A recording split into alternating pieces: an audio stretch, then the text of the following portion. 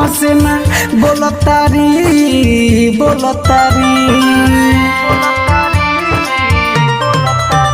हमर जाने बाबा हमसे ना बोलतारी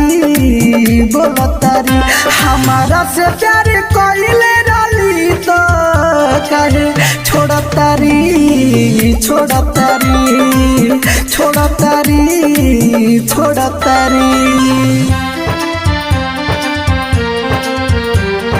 mix by AG recording studio.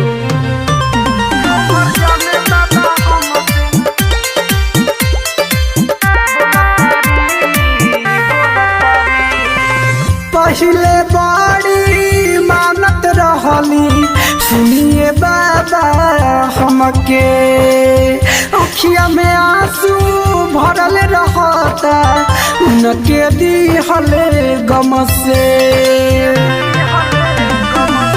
पहले बड़ी मानत रहली सुनिए बाबा हमके अब तो अखिया भरल रहता उनके दिहल गम से। नहीं सोचतारी हमारा ला बाबा दिल तोड़तारी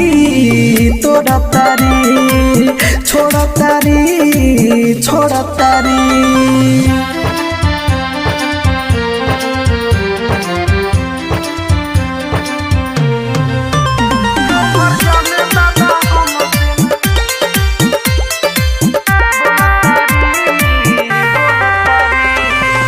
राइटर होरी लगे पागल बनैली छोड़ली न कहीं खातिर लागत जाने अब जाइए बाबा उनके हो सातिर।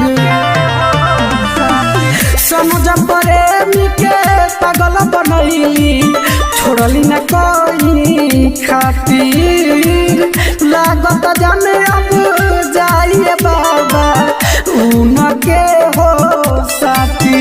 डीजे दिल्ली पागुडू भूषण से नाता जोड़तारी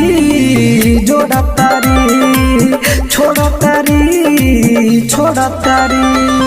mix by AG recording studio Roshanpur सपा।